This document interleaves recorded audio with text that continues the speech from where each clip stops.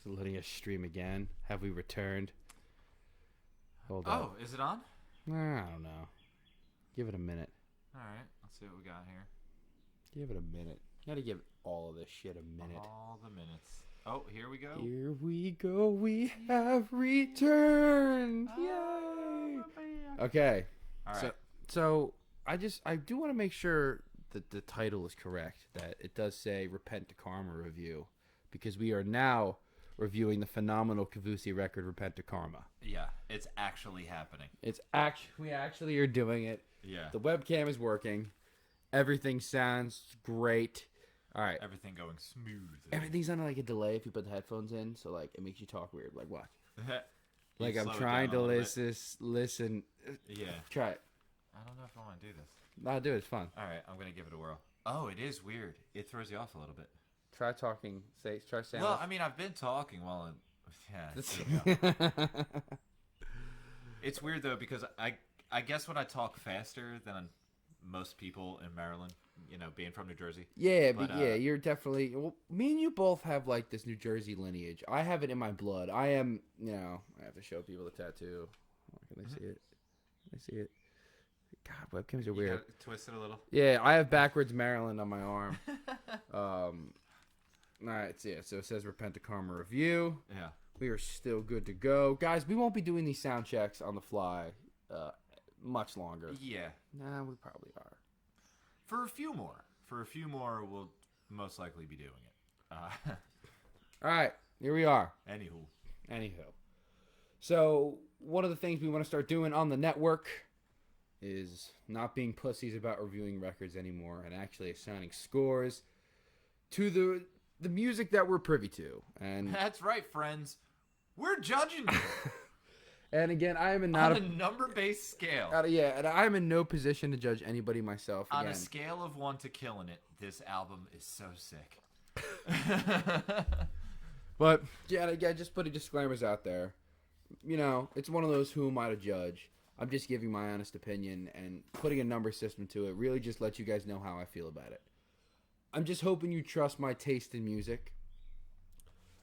If you do, if you agree with these ratings, I hope I could build trust. And eventually these ratings will mean something. But as of right now, it's just my opinion. This isn't Tom's opinion. Tom's just here to help. I tried to do sort this. of hanging out. Well, you know what? I tried to do this. You know what I realized? I tried to do a live stream by myself. I tried to review this by myself. It doesn't work. It really gets weird, especially when like Michelle's out in the other room and I know she It's can just hear. you talking to Yeah, yourself. I need somebody here with me, and that's why I'm glad I got Moon Tom here with me. Tommy Tsunami, you're a beautiful companion, and I appreciate you. I do what I can. But just take it for what it's worth. The reviews are the reviews. They're out of 10, but essentially they're out of 100. Think of it like 10, 10.0, 9.9, 9.8. It's just easier that way. Why do the decimal? Because, dude, it's just easier. It's what I chose. It's what I picked. All right. This is my segment, okay? This is my world. You're just living in it. I will Marty Jannetty you. I will throw you through the barbershop window. It's okay. He just went through the barbershop window. I'm back. All right. So, I keep hinting that there is a grandmaster reason why I've decided to review this record, Repent to Karma, from Charles Kavoossi. Kavoossi, I believe it was under, the group as a whole. And if you could, I feel like there's like an open... oh, here they are. So, that was... I want to keep... He gave me a couple of copies. I want to have like a closed copy that's like, good forever. In case it's like a collector's item one day. Yeah. But this is the open copy. This is everything. Very, very well done on the inside. Oh, no, it's shit. Dude, there's a copy of Empath in here. I'm a fuck. It's in my CD player right now, man. I had Empath in my CD player. I have another one. Empath is a good record, though. Yeah. No, I can't talk shit about my record. I need someone else to review Empath, and like you got to give it like a 2.2. It would make me feel better about reviewing other people's shit.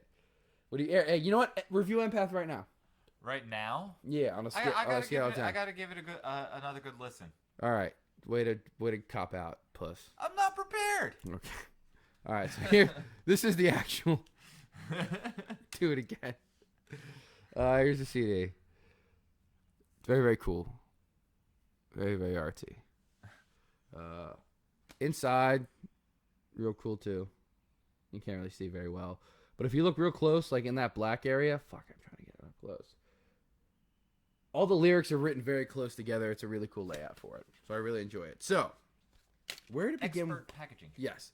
So where to begin with Repent to Karma?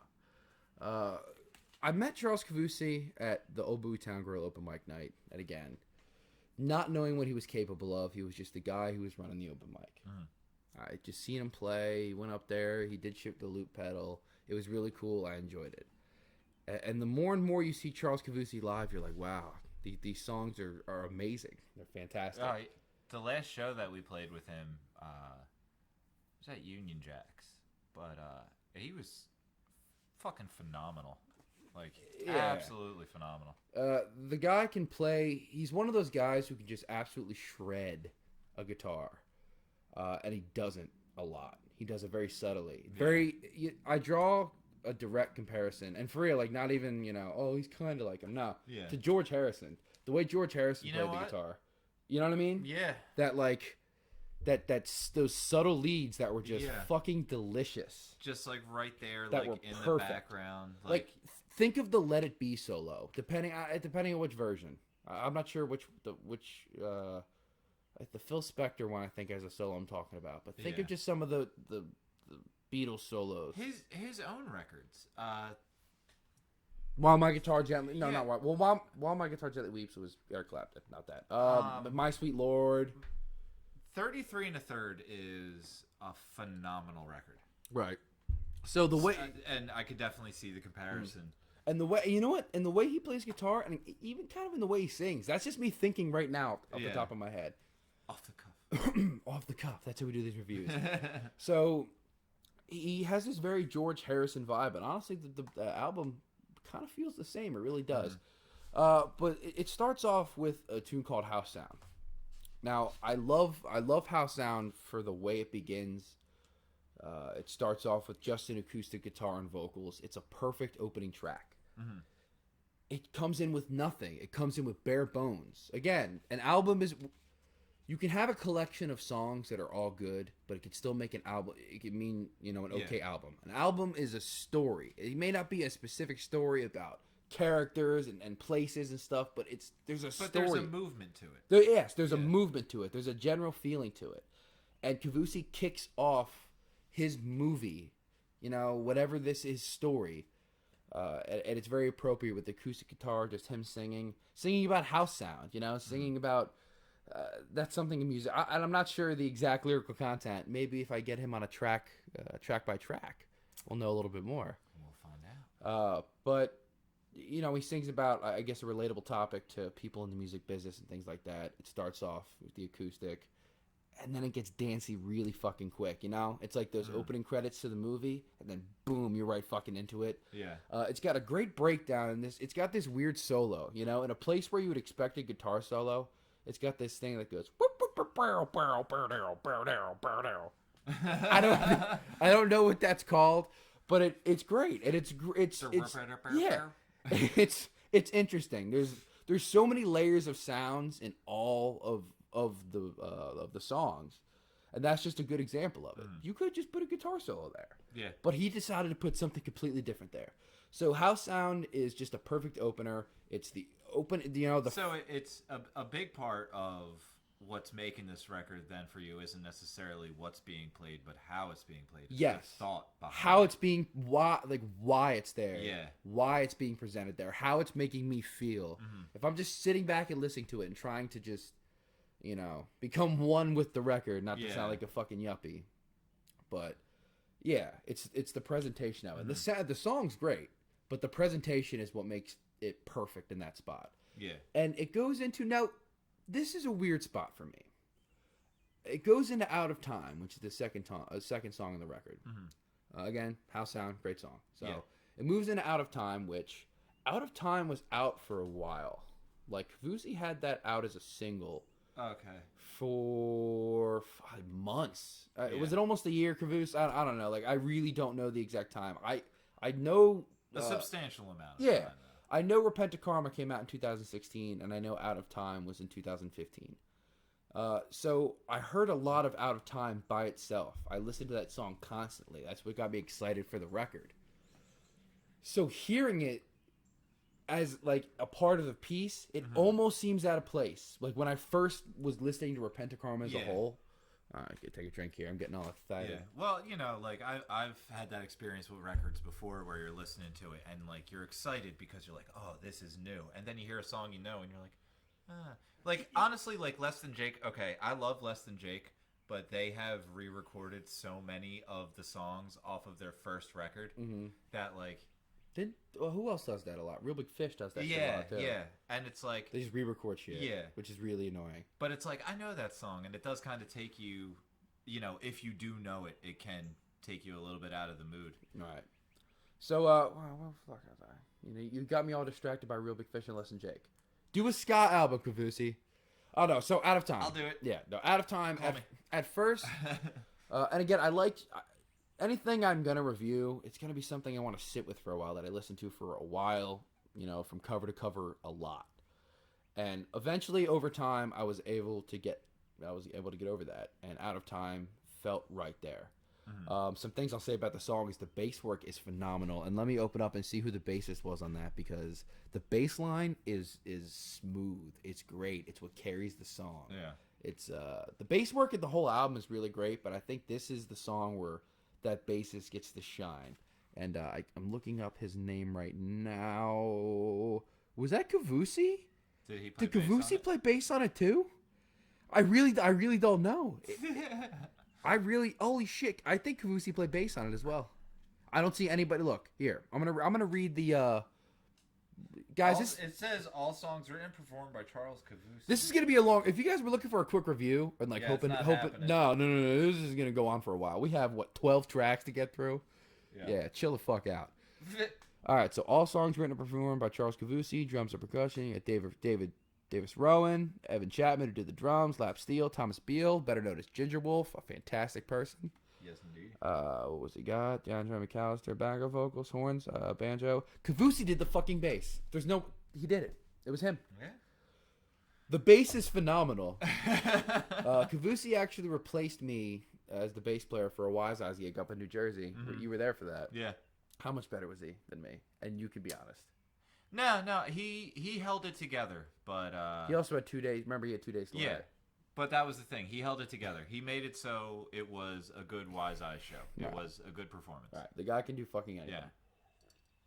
But the bass line carries that song.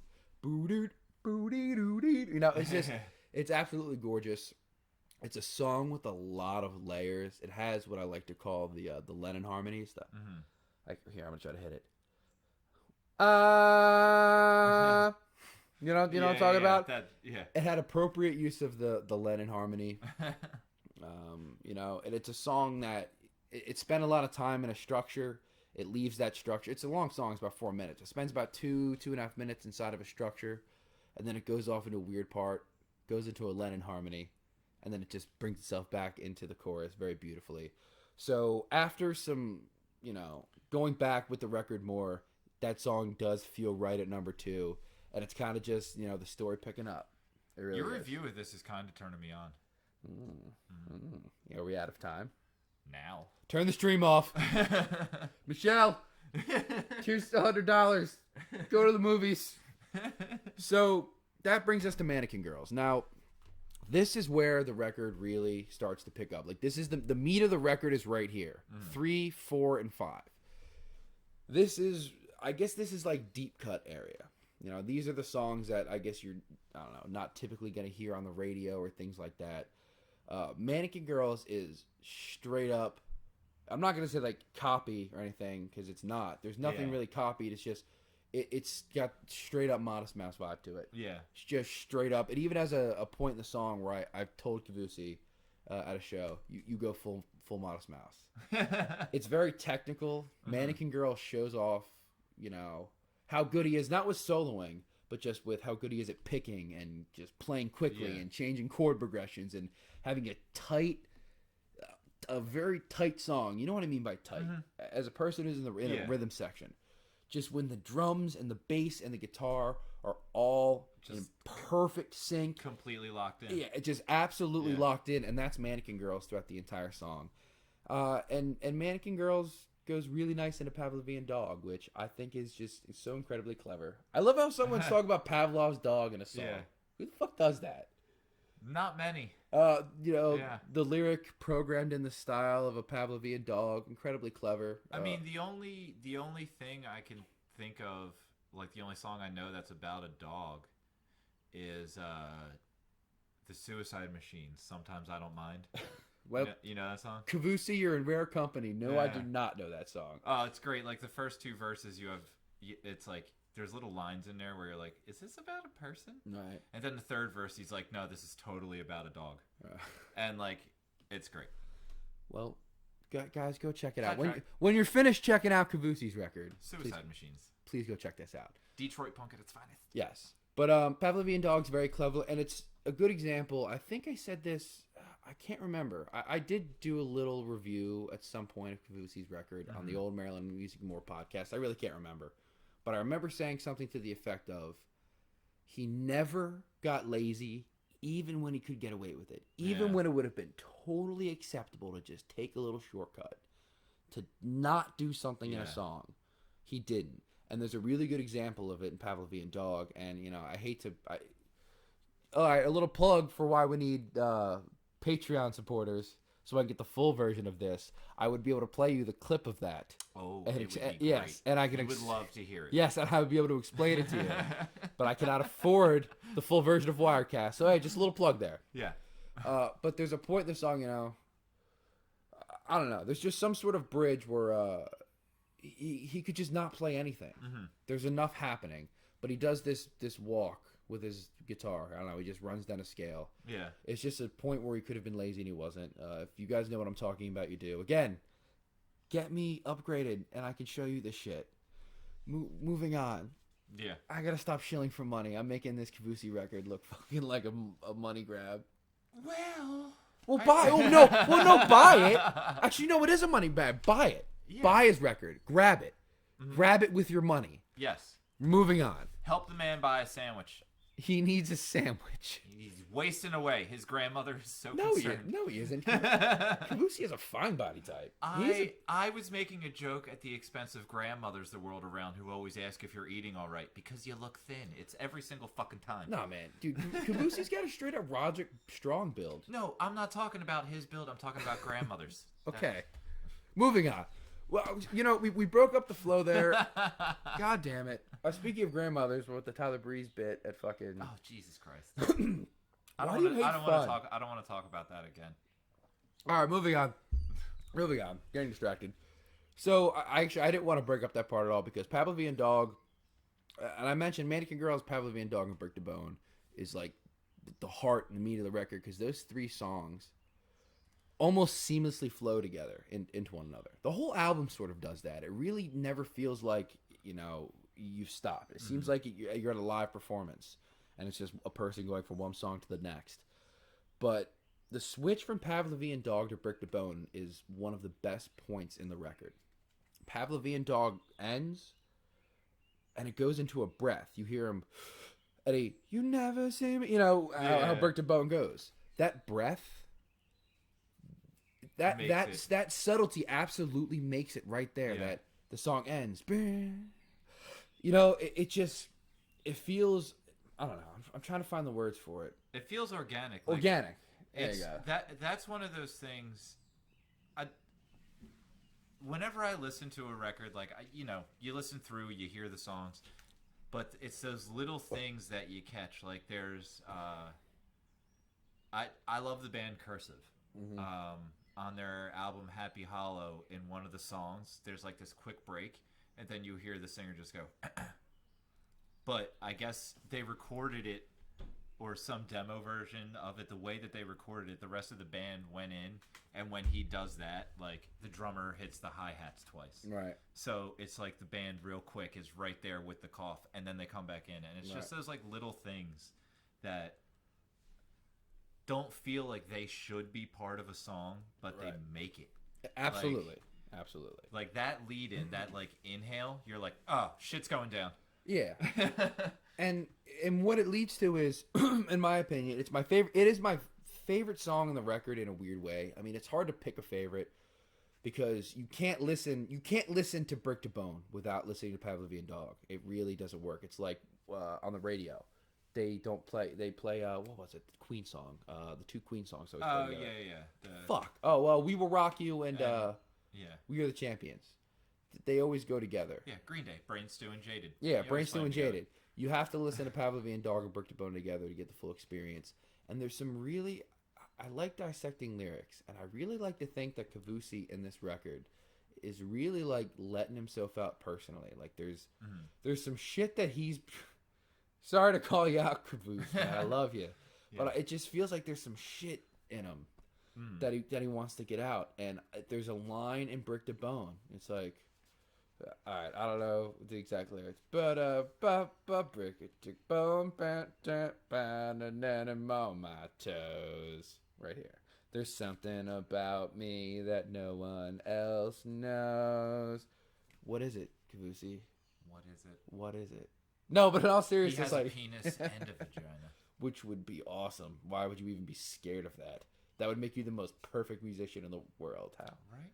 I don't know. We'll figure it out. We'll figure it out in post. Fuck it, we'll do it live. Fuck it, we'll do it live. He could tap into Roger Daltrey and Tori Amos simultaneously. Cause that's where like. Do we need? I think not Tom. Tori Amos is pure pussy power. Let's be real. All right, yeah, but we're going down a rabbit hole. Yeah, we're reviewing a goddamn record. Yeah. How long is this gonna take to get to the end? No, but for real, like that's I don't know. It just sounds like a personal lyric, and even if it isn't.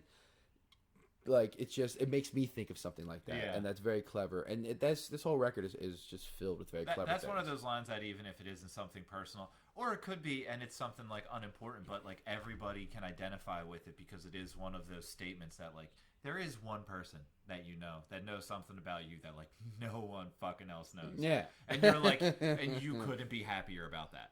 And you put it in a song lyric, and you think a bunch of podcasters wouldn't pick up on it. Yeah. How wrong you were, Chaz. Lesson learned. Lesson fucking learned. See, people didn't listen to me about gender. People are going to start listening to me about everything now. That's why people should trust my reviews. for real. I'm just saying. Yeah. I called Jinder the moment he came home. The moment he came back. The moment he showed back up on the roster and was jobbing to people on main event. We can't let wrestling cross over. We're doing a Kavoossi album review. Rabbit Hole. We're on our way. Moving on. You know what's funny is Rabbit Hole is the name of the comic book shop that I go to. Stop it. For Kavoossi's sake. He needs quotables, man. All right. Holes in My Heart. Yeah. Another one of those examples. Can we cut that? Can we edit that? No, we're live. Fuck. Another one of those. Fuck. Another one of those examples of Kavoossi being able to be lazy and choosing not to. The strumming patterns in that song. The use of the female harmonies in the holes in my heart are thumping fire down. It's a very full song that, again, easily could have been filler. Really isn't much else to say about it. I enjoy that song, but, that's its purpose. It's a song that there is no filler. If there was going to be any filler, anything that classifies filler, I guess you could say this, but it isn't. Yeah. It's a great song. It's a great song with female harmonies. How long did it take him to put this record together, do you know? I couldn't tell you. We're going to have to track by track. Check it out. Patron. Only $1. Unless you want awesome rewards. We have to stop shilling. But then we go into Trip and Fall. Now, Trip and Fall, all right. Trip and Fall has caused a lot of excitement for me in my life. And it gets to the point in the record, so we talk about a story. I feel like we need to go back to that. Yeah. We've kind of just been breaking down the songs. But there's a story being told here. Again, house sound. There's a beginning. You're coming in soft into this loud sound. Out of time, you're going into this complex, here's what we can fucking do song. And then you get into this meat like Mannequin Girls, Pavlovian Dog, Brick to Bone, which seems to be telling one story. Has one tone, you know what I mean? And then you move into like Holes in My... I feel like Brick to Bone is like a halfway point. Yeah. And Holes in My Heart is almost like starting... It's like intermission, you know what I mean? Yeah. It's like where things kind of pick back up again. It's the start of Act 2. Exactly. And Trip and Fall, it's the single that got played on the radio. Mm-hmm. Hearing the what was it, drum build up on the radio pumps me up so fucking much. It's a perfect single. It's just it's the song that needed to be on the record for casual fans. Yeah. Hardcore fans who will listen to an album. Vamp is the musical term, correct? What the like build, a crescendo or a vamp? Vamp. I don't know, dude. Yeah. You're the one who plays drums. But the build to that song is perfect. It's the song that needs to be on there for a casual fan. And again, it's what keeps this layout perfect. He has a song for the casual listener who just wants to hear a nice song about tripping and falling in love with clever lyrics with the best solo of the record. The George Harrison's like solos that I was talking about. Very smooth, very subtle, but he busts one out. I'm doing a great job.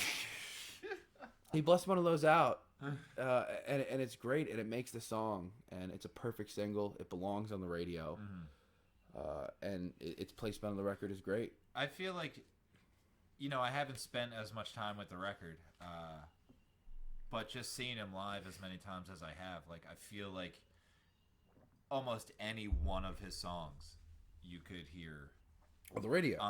Like, absolutely. But that's the perfect one. And it feels like that's the reason why it's smack dab in the middle. You know what I mean? Yeah. In this story... I mean, these are songs that you could hear on the radio and you would be, like, fucking stoked to hear on the radio. It wouldn't be like, here's the new track from Nickelback. Well, when you hear that build up... Yeah, but when you hear that... like this, you're like, okay. Yeah, but when you hear that build up with the drums, that... Like, that kind of shit gets you excited. Mm-hmm. And that's why it's a proper single. It's some things that Seth... It pulls you in. Yeah, like Stav Donaldman, who is Seth Donaldson. Stav Donaldman is the proper name for the guy. One of the co-owners now of Newton Hill Studios. It's one of the things he told me. Like I thought it was just the song you think is best should be the single. No, it's the one that just, I don't know. It's the one that entices the most emotion to somebody listening on the radio, and it's perfect for that casual fan. So that's what I get from Trip and Fall. Mm-hmm. It's an awesome song, and it has a perfect place on the record. And boy, does it lead into some fucking hard shit. We go into Repent to Karma. Repent to Karma, it's almost like another restart. If Brick to Bone was a restart, then you have Holes in My Heart and Trip and Fall is like this, all right, I'm going to play some songs that are popular that could be, perceived as pop music that everyone's going to like. Repent to Karma is just fucking hard as shit, man. Yeah. Hard as fucking shit. I don't know what else to say about it. I hate those hard shits. Nah, it's just fast. It's got a lot of layers. I have one problem with it. It's one of the few problems I have in the whole record. I'm gonna call you out on it, Kavoossi. I'm gonna call it a lyrical trope. One problem, and I almost don't want to. Does he rhyme love with above? No, and I don't. You know what? I feel like a dick for saying it because again, everything on this record is near perfect. Yeah. But I just, you got me spinning round and round like a roller coaster, babe. Ah, you could have done something super clever there, man. Yeah. But that is nitpicking. That's me being a douchebag. So nobody listened to me. That really, I almost forget that I said that. But that's I have to say something negative about this. Forget that I said that, but don't forget that I said that. Yeah. But it's a perfect title track. Title tracks are supposed to sum up the record. Yeah. It's supposed to be, and I feel like Repent to Karma has everything Kavoossi's got. It's got catchy chorus. It's got him jamming the fuck out. It's got a crazy breakdown. It's got, I don't know, just great vocal tone. Yeah. Great song.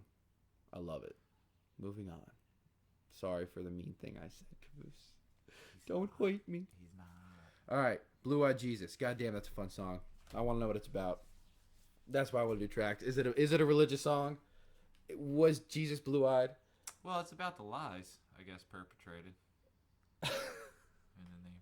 No, I don't think Blue Eyed Jesus is about the lies perpetrated by. All right, we're not getting into this now. Yeah. So Blue Eyed Jesus is that I'm just saying, White Jesus is a lie. It was a portrait of the illegitimate son of the Pope of the time. It was a blue-eyed Jesus. Christ, oh Lord. History. God damn it. That's got nothing to do with religion. That's We're history. doing an album review. Focus. Focused. Blue Eyed Jesus is the On truth. Is the Infowars.com. Blue Eyed Jesus. Yeah, Blue Eyed Jesus is the like acoustic centric song that the record needs. Again, there's something for everybody. Telling a complete story of musicianship. Throwing in that look at me jam this acoustic guitar out, that very twangy country feel. Kind of just shifting the tone of the record, kind of showing his versatility. I think that's what Blue Eyed Jesus is. And well, that's about all I got to say about that. We're moving our way to the end of the record here. Bad News. Bad News is a song that really gives me a sense of place. And that's one of my favorite things in songs. It reminds me of like the Postal Service. Okay. And Bad News comes right after Blue Eyed Jesus. Bad News, like, I don't know. Picture a Postal Service song. Mm-hmm. Like, does it just make you, like, you close your eyes and just, you feel like you're just... It paints a picture. You're just in a sad, indie little world. you know, the song... Sepia-toned and rainy. Yeah. Yeah. The song Bad News has an incredible sense of place. I listen to that song, and the narrator, you know, Kavoossi, if he's a character, if it's about him, whoever's narrating the song is narrating what's happening around him, how he's feeling directly about the things around him. The first fucking line, you know, I've been sitting in this goddamn apartment for who knows how long. It's just talking about how his internet is down, there's nothing left to do. I'm there. I feel that boredom, that despair, that fucking... You know, the lyric, all my happiness is in Massachusetts, you know, being homesick. Yeah. You feel like you are in the place that the narrator is trying to create. Oh, it's something that everyone can identify with, too. Like, at a certain point in time, you always, like, I mean, especially with what we do. Like, we travel a lot. We are displaced frequently. Yeah. And, you know... Sometimes it's hard to translate that idea, and I know the song that you're talking about. I've heard him play this. Yeah, I've heard him play it before. Sometimes it's hard to translate that and actually get across the feeling of like I'm doing this. You know, like the life that I have is not great, but I've created it because I can't not make music. Absolutely. You know, like it's what I have to do, and you know, like shit falls apart. Shit falls apart. Fucking constantly, and unfortunately, like the internet's down. Sometimes you can't fucking fix that. Yeah, like, you're out of luck. You're like, oh shit, I didn't pay the internet, and then your internet goes off at that moment as though it's a scripted sitcom, and you're just like, well, I guess. Fuck, who broke the Verizon box without paying it? Like, I guess I'll just write a song about how much this sucks, but I'll never stop doing it. Right. And like, but like, I appreciate the emotional place that song takes me. Yeah. I mean, that's the feel that I got from that is like, it is, you know, looking at it and like reticent acceptance, I guess. You're just like, of course. And bad news in the title. Some songs have to just be a little like, it's not a depressing song. It's just kind of like a bummer song. Sometimes you don't have to go super dark. Sometimes it's just like, man, that's what I'm saying. Like, what the fuck? And I like that. Yeah. And again, all of this is leading, like, you know, he built up. He really did, like, I remember when I was in school, they teach you how to, like, build a story, you know? You fucking start, I gotta do this backwards. Hold on, how do I do it? Up, and then I go that way, and you go down. Okay, imagine a triangle, okay? Yeah, you start, you build a crescendo, brick to bone, and all that shit is where, or actually, now, Pentakarma, I think it's really where, like, it hits its peak. Yeah. It starts to come down from there. And then, you know, bad news puts you in that sense of place, that sense of where the narrator is now after all this album, after everything that happened. I believe the term that has been escaping me this whole time is ennui. Ennui? A French term. Explain ennui. I don't speak French. You can look it up. God damn it. All right. So whatever the fuck he just said to interrupt me. So, you know, Bad News just seems like a guy who's burnt out from everything that's happened in track 9 to 1, you know, just really fucking hurting. And then Christine. Now, this is a song I didn't know how to feel about it. Again, you want to talk about a song that could have been filler. And in my mind, for a second, it kind of was. But you know what? Christine's got this real, like, mature, old school, suave blues vibe. Yeah. You know? just like a guy fucking hanging out in the club, fucking, you know, just I don't know, just jamming out. And to me, when you're talking about a story, having a song that's, you know, has a mature tone. Yeah, it's hard to explain mature tone. It is. You know, It's something that as a musician, like, I remember being younger and, you know, like playing drums. Drums are like the easiest thing on the planet to overplay. Right. Like, if you know a couple of tricks, it's so fucking easy to go off the rails. Mm-hmm. So I've always tried to play with this idea of like play for the song, but knowing what is needed for the song is something that only comes with playing for a certain amount of time. Like, absolutely. You know, I'm sure that's a song that he never could have written 10 years ago. No, you know? not at all. And that's it's hard to explain. It's something that every musician will understand. Yeah, and it's so hard to place. Yeah, and it has a true blues feel. And for anybody, we've all had a little flirtation with the blues, and the blues really does represent maturity. Like, the blues is about the hardships of life, man. People who really sang the fucking blues. Yeah, and not like that Elton John. Like that. Fuck him. He didn't have the blues. That shit. Yeah, nah. People who sang the blues and played the blues hard, you know, that's hard times music. I've seen some shit music. So him putting that right there at 11, that's me seeing the character of whatever story he's trying to tell here, just like sitting in the cafe telling his fucking story about this girl Christine, fucking, and it leads really well into the last song, which is Purple, which is my favorite name. I don't know why it's called Purple. I'm gonna need some everything here. It makes sense. Yeah, it makes sense. Purple. Purple. There's no explanation why this song's called Purple. Now, Purple is something, and Chaz, I want to say something. I want to clear something up. I told him it was my least favorite song on the record about a month after listening to it. Incorrect. Purple is perfect for what it is, for where it is. Just like I said, House Sound is the perfect opener. This is the perfect closer. Purple is the perfect closer. Purple literally gives you the feeling of the credits are closing. Like the first half of the song is the end of this journey. Yeah. And then the last half of the song is just the ending credits. They have this wonderful female and male harmony with a nice build-up. Again, I wish I could show you a clip of it. It's so beautiful.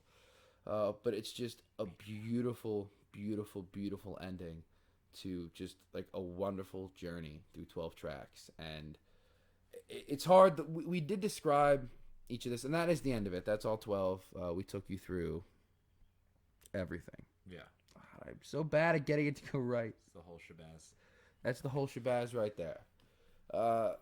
We kind of did take you track by track, but I don't think we can stress enough how each of these songs, when you're listening to them, it makes sense when the next one comes. Like when you're listening to a copy of this in your CD player. On iTunes, it works pretty good too. Yeah. And on Spotify. Don't put that shit on shuffle. Yeah, you'll fuck everything up. Not that. It's gonna...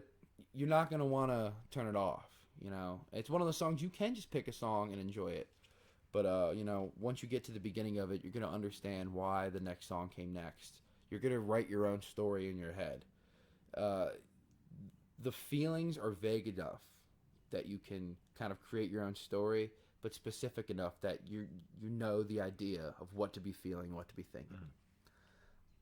I absolutely love this record. And before I go into anything else about it, before I tell you guys the score, before I tell you guys why we decided to review this one first, Tom, any final thoughts on the record, on Kavoossi, any of that shit? I mean, like I said, I have listened to this record. I loved it. I thought it was phenomenal the very first time I heard it. But I speak more highly, I guess, of his live performances. You gotta see Kavoossi live, because everything that we're talking about here, the passion, the feeling, like the passion for music, the feelings behind each one of these songs, they come across in their performance, and it's great. I mean, and he's always got, you know, absolutely fucking killer people playing with him. Right. Draw what you know I want to draw. I want to draw nicely. Write the name of the album, his name, and then what the score is nicely on that piece of paper so I can show it up. You have better handwriting than me. And I want to share a couple of final thoughts about this record because, you know, it's no secret that me and Kavoossi are good friends. That's not the main reason why I wanted to review this first, but it was really easy to just get a copy of it from him. I wanted to have a physical copy to listen to because I have been listening just like on iTunes and, you know, sitting down with the record for the last couple of weeks has really helped me to form my opinion and all of that jazz. It is one of the best pieces of music I've ever had the privilege of listening to, and I would say that if I hated the guy's guts. I swear to God.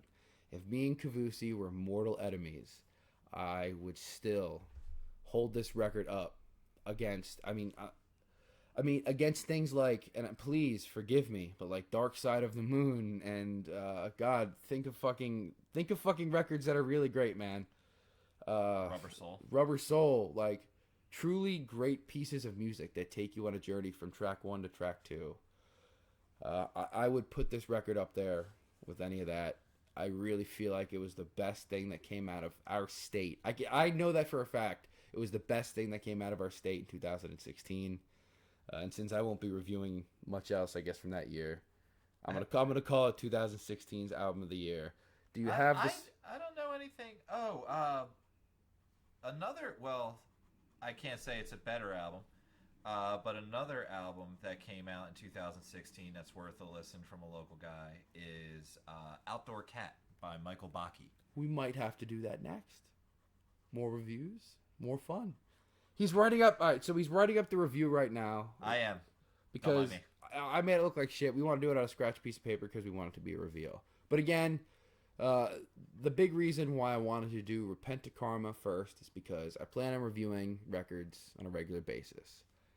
And to do so, to give myself a bar, you know, like, what's the best I can listen to? To give myself, you know, to set the bar, I guess is what I'm trying to say. Yeah. Sorry, I'm getting real tired. We've been streaming for a while. This is the litmus test. Yeah, this was my goal, to set the bar. This was me saying this is the best that I've heard recently enough. This is the best that I've heard that I'm willing to give a review about. So you almost ready? Just put it up there. Let's do it. Charles Kavoossi's Repent and Karma, the first official review from the Static Sweetness Network. Give it to me, baby. Kaboomhauer. On a scale of 10, we're going to give Repent to Karma a 10 out of 10. My man! There's no reason not to give it a perfect score. It's perfect to me. It may not be perfect to everyone. And even in its flaws, it makes sense. And I truly feel like Charles Kavoossi created something great, and he deserves so much more than he has. So guys, pay fucking attention to him. Don't make Kavoossi Sami Zayn. Yeah, do not Sami Zayn. Let's Daniel Bryan. Let's Daniel Bryan the fuck out of Kavoossi. So just another thing, Repent to Karma. You can find Kavoossi anywhere on the interwebs, on the things. Buy his record. Yeah. If he agrees. YouTube, Facebook, Instagram, Pornhub. Let's put his record on Pornhub. That'd be great. But I don't have much doubts that he would, not let us use this for the CD of the Month Club. So I'm expecting this to be the $20 patron CD of the Month Club reward. Mm-hmm. Please, Chaz, we would love to get this out to as many people as we possibly can. It would be great. And I had a pleasure listening to it. I had a pleasure reviewing it. And we're going to be reviewing more records. Yeah. Coming up. Thanks for hanging out with us on another live stream. Oh, wrong hand. In the pre-alpha state. Oh, God. That was a pre-alpha burp. In the pre-alpha stages of everything on the Static Sweetness Network. God, I'm real burpy, man. Awesome. 10 out of 10s give me gas. Yeah. Too excited to keep it down. Yeah. But thanks for hanging out with us. We're really looking forward to, pursuing this more with you guys. Again, check out the Patreon. Please consider being one. We want better equipment for better content. We We love want you. to do more of this. Yes. This is a lot of fun for us. It is. I get to yell about comic books. He gets to yell at me. I get to yell at him. Usually people are always like, Tom, stop yelling. You're yelling too much. And I'm like, no, I'm not. I'm just talking. And, it turns into a whole thing. But I don't have to stop. It's fucking great. So one more time, just to show the people, Charles Kavoossi's Repent to Karma. The first record is Set the Bar, 10 out of 10. Perfect score. Hey, who's going to get the 10.1? That is absolutely possible, though. The bar could be raised. Ooh. Dave Meltzer had a 5-star rating system, and Kenny Omega and Katsuki Okada had a 6-star match. So and that match fucking deserved it. Yes, so it can happen. So, Jazz, we love you, and even if I hated you... Fuck you for making a good record. Yeah, fuck you for making an amazing record. We're signing off. Static Sweetness. Adios. Check us out.